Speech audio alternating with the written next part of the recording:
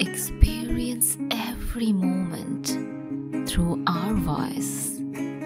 গল্পে খুঁজে পাবে ভালোবাসার স্পর্শ।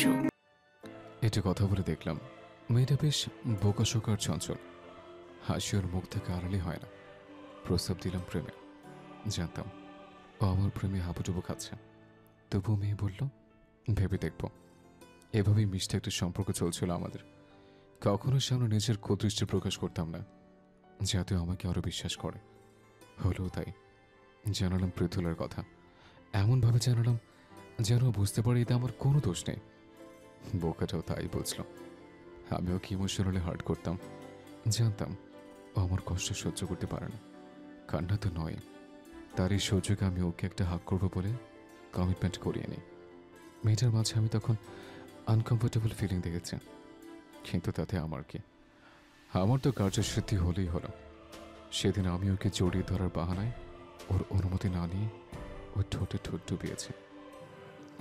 চোখ খেচে বন্ধ করে ফেললো উষ্ণ। প্রচ্ছদ তাকালো তার দিকে, জিজ্ঞেস করলো, খারাপ লাগছে? হুম হুম, ভাবছি আমার ফুলটাও খুব অসহায় ছিল তখন। ইস, আমি যদি থাকতাম তখন। কি করতে? আমায় মারতে? হয়তো না, শুধু আঁকড়ে রাখতাম আমার ফুলটাকে। প্রচ্ছদ আবারও দৃষ্টি দিল খোলা আকাশে, আপন মনেই বলে উঠল, মেয়েটা নিজের ইচ্ছের বিরুদ্ধে গিয়ে আমার স্পর্শগুলোকে মেনে নিয়েছে, শুধু আমায় ভালোবাসে বলে।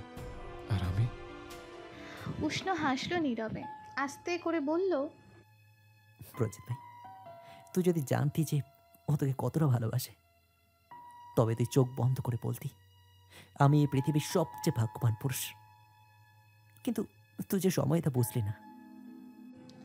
প্রচ্ছদ একটুখানি নীরবতা ছাড়িয়ে বলল, সময় কি সত্যি পার হয়ে গেছে উষ্ণ?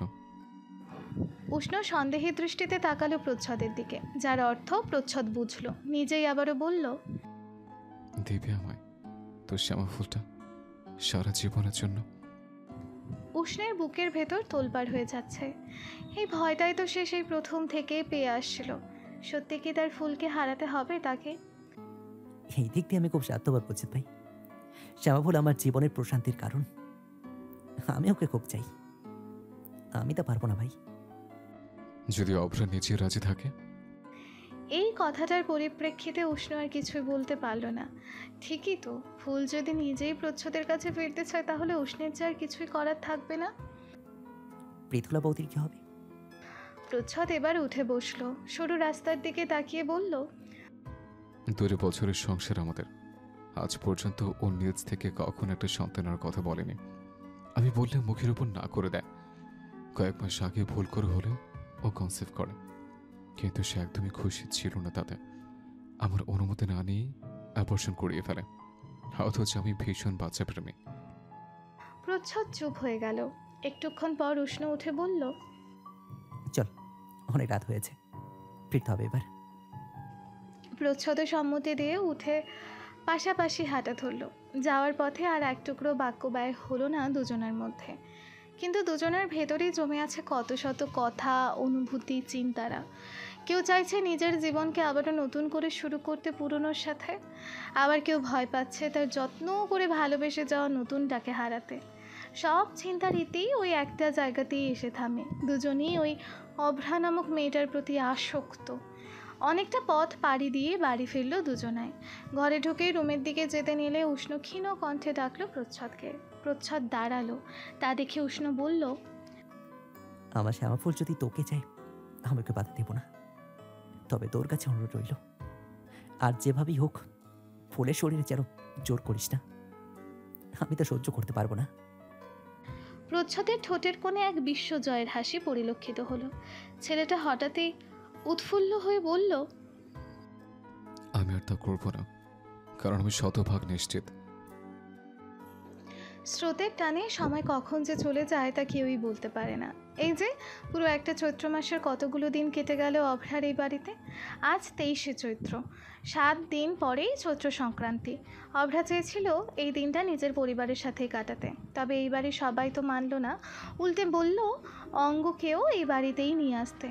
প্রবন্ধের বাড়িতে বেশ জাঁকজমকভাবেই এই দিনটি পালন করা হয়। তাই অভ্রাকেও থেকে যেতে হলো এখানেই। বাড়িতে অনেক আত্মীয় ভরপুর, তোড়জোড়ে চলছে বেশ দারুণভাবেই। বাড়ির অন্দরমহল থেকে নারী কণ্ঠের কান্নার আওয়াজ আসতেই বাগান থেকে ছুটে এলো অভ্রা। তার কোলে রজনীর ছোট্ট মেয়ে রাজভি। ঘরে গিয়ে দেখলো বেলি কাঁদছে, বুকের সব কষ্ট মিশিয়ে কাঁদছে মেয়েটা। তার কান্নাতেই ভিড় জমেছে ঘরটায়। হুট করে এমন কান্নার কারণ খুঁজে পেল না কেউ। প্রীতি ব্যস্ত হলেও মেয়েকে নিয়ে। সবাই উৎফুল্ল চোখে চেয়ে জানতে চাইল বেলির হুট করে এমন কান্নার কারণ। বেশ জোর করা হচ্ছে বেলিকে কারণটা বলার জন্য। উষ্ণ নেই আজ, অফিসের কাছে কুমিল্লা গিয়েছে। মাঝে মধ্যেই তাকে যাওয়া লাগছে এখন অফিসে। ভোরে গিয়ে আবারও কাজ সেরে চলে আসে সে। লং জার্নি হলেও সে ফিরেই আসে। অভ্রা বিচক্ষণ দৃষ্টিতে চাইল বেলিকে।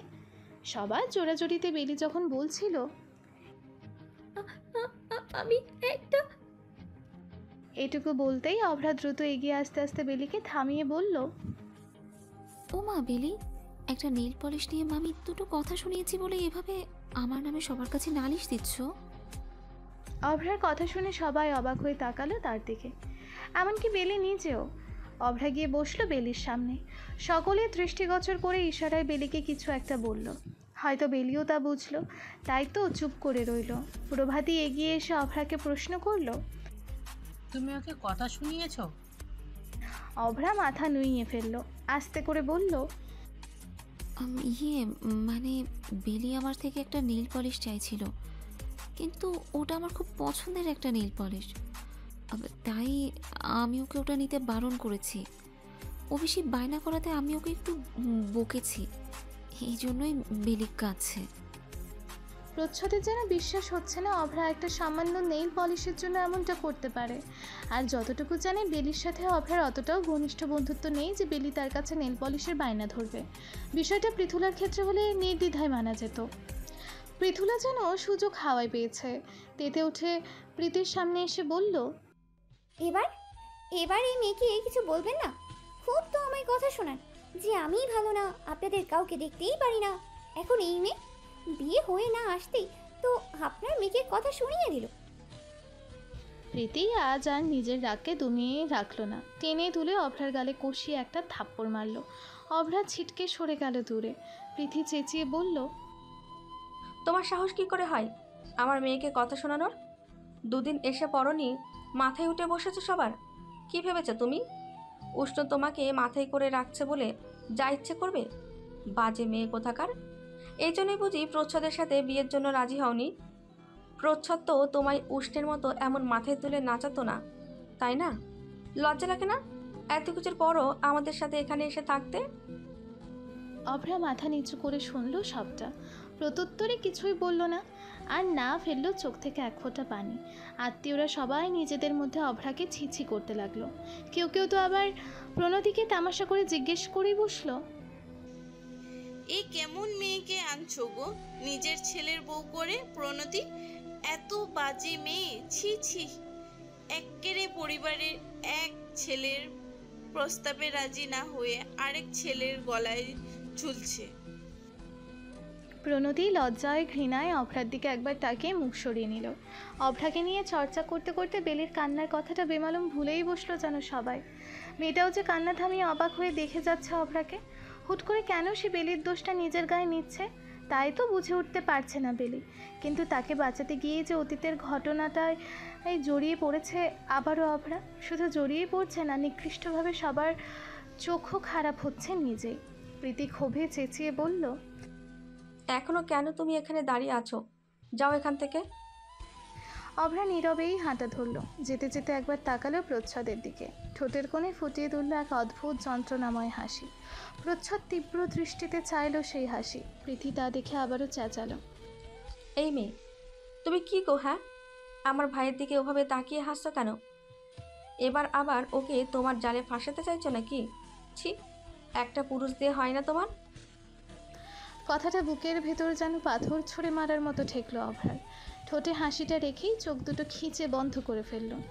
কথাখানি যে প্রচ্ছদেরও খুব একটা ভালো লাগলো না। তার অভ্রা তো এমন নয়, তাহলে কেন শুধু শুধু ওকে এইসব বলছে সবাই? প্রীতির দিকে তাকিয়ে প্রচ্ছদ শুধু এইটুকুই বলল, প্লিজ চুপ কর দিদি। বলতে পারল না মনের কথাগুলো। বলতে পারলো না অভ্রার এই হাসি আমাকে ফাঁসাতে নয় বরং নীরবে এটা বোঝাচ্ছে। আপনি খুশি হয়েছেন তো দা ভাই? এই যে সবাই আপনার দোষে আমায় দোষী করছে। অভ্রা আর থামলো না, বেরিয়ে গেল কক্ষ থেকে। ধীরে ধীরে সবাই বেরিয়ে গেল সেই কক্ষ ছেড়ে, তবে অভ্রাকে নিয়ে চর্চাটা যেন সরলই না তাদের মুখ থেকে। সত্যি বলতে মানুষ কারো ছোট্ট একটা খুঁত খুঁজে পেলে তাকে নিয়ে চর্চা করতে আরও মশলা জোগায়, তবে কারো ভালো শুনলে তার বিন্দু পরিমাণ চর্চাও হয় না। সবাই বেরিয়ে যেতেই উর্মি আর রজনী এসে বসলো বেলির পাশে। রজনী জিজ্ঞেস করলো উর্মিকে, উর্মি, তার মানে উষ্ণ ভাইয়ের বউ প্রচ্ছদ ভাইয়ের বউয়ের মতোই পড়বে? উর্মি বলল, জানি না, কিন্তু বৌমনি তো এমন না। বেলি এবার উত্তর দিল, না, এই মামি মিথ্যে বলেছে। আমার সাথে ওর কোনো সমস্যাই হয়নি, কোনো নেল পলিশ নিয়ে। ও আমার কথা আটকানোর জন্যই মিথ্যে বলেছে, কিন্তু হুট করে এমনটা বলার কারণটা কি? উর্মি আর রজনী বেলির কথা শুনে অবাক।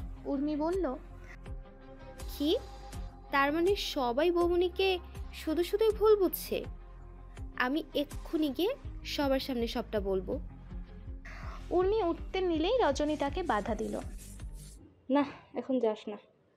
অব্রা এমনি এমনি কিছু করেনি, এখন থাক, আমরা পরে ওকে জিজ্ঞেস করব বিষয়টি নিয়ে। বেলির চোখ ছলছল করে উঠল।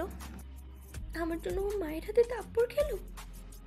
রজনী করুণ কণ্ঠে বলল, থাপ্পড়ের থেকেও সবার কথাগুলো যে বিষের মতো লেগেছে মেয়েটার কাছে। উষ্ণ এসেছে রাতে। সে আসার পরই সবাই মিলে রাতের খাবার সেরেছে। লক্ষ্য করলো বাড়ির বড়রা কেমন অভ্রাকে এড়িয়ে চলছে। অভ্রা খাবার সার্ভ করতে চাইলে নিচ্ছে না, কিছু বললে মুখ ঘুরিয়ে চলে যাচ্ছে, কথা বলছে না। এমনকি প্রণতি, প্রভাতীও তার সাথে একই রকম ব্যবহার করছে।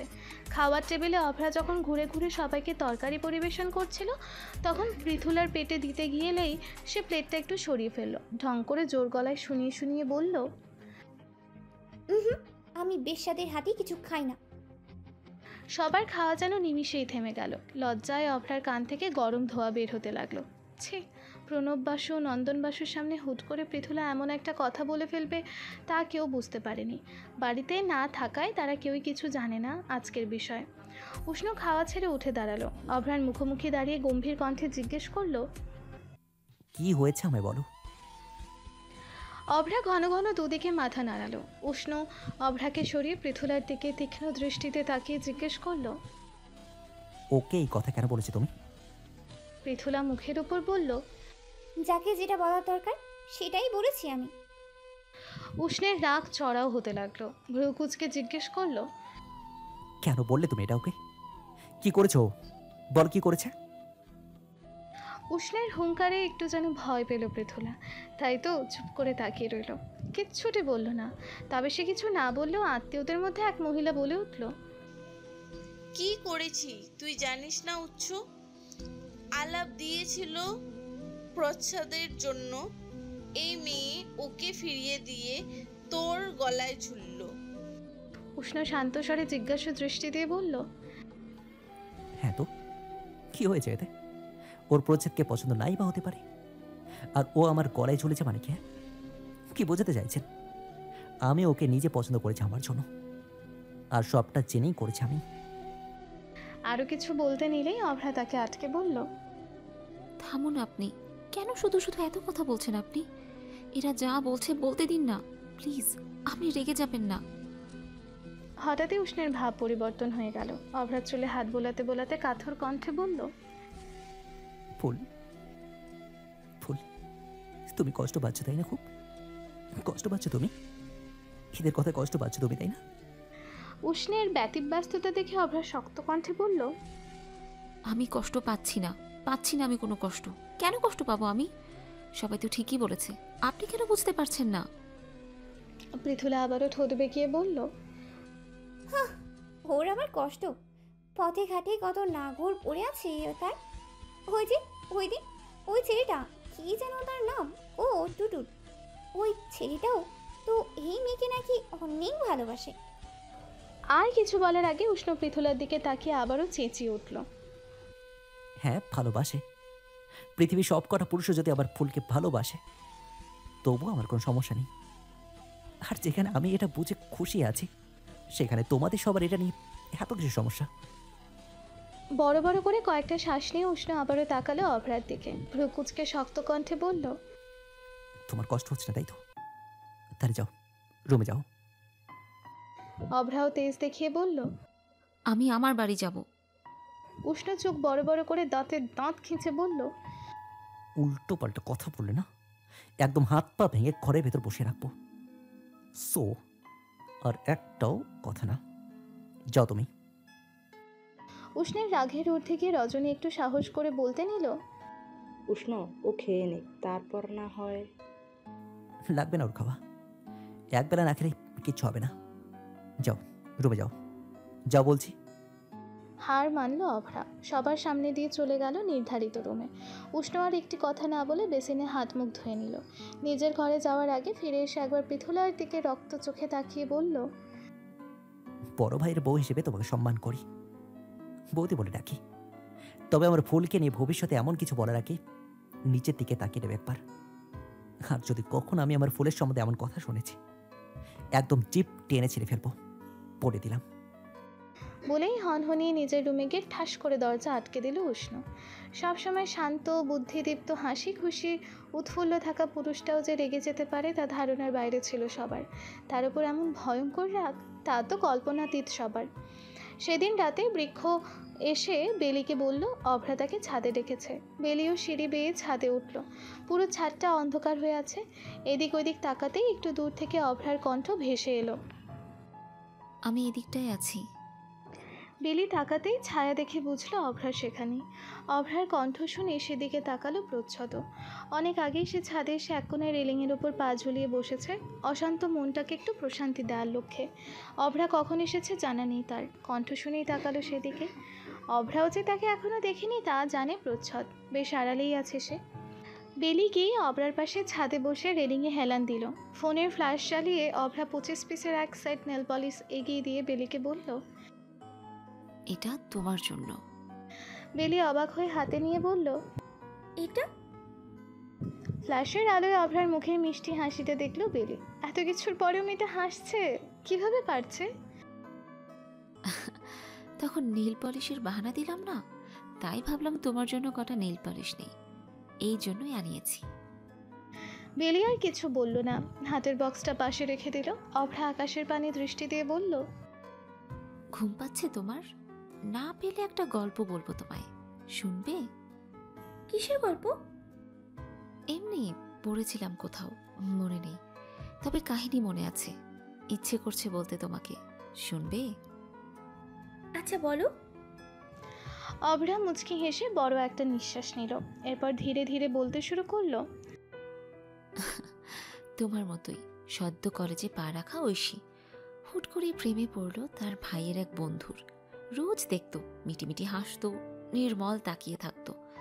এভাবেই চলছিল বেশ। কল্পনার বাইরে গিয়ে একদিন সেই তার সাথে কথা বলল। প্রীতম যথেষ্ট ভালো, দেখতে শুনতে ইনকামের দিক দিয়েও মেনে নেওয়ার মতো।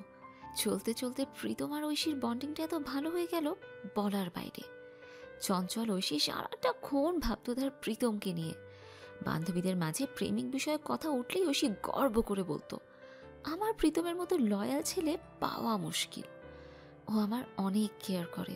বান্ধবীরা তখন হিংসায় জ্বলতো, তাদের বয়ফ্রেন্ডগুলো এমন না কেন? প্রেমে কোনো ব্যাড টাচ ছিল না। সত্যি বলতে প্রীতমের মধ্যে ওইরকম কোনো অঙ্গভঙ্গি দেখেনি ঐশী। ওর দৃষ্টি ছিল সব সময় নির্মল। ঐশী বুঝল সে ভীষণভাবেই ভালোবেসে ফেলেছে প্রীতমকে।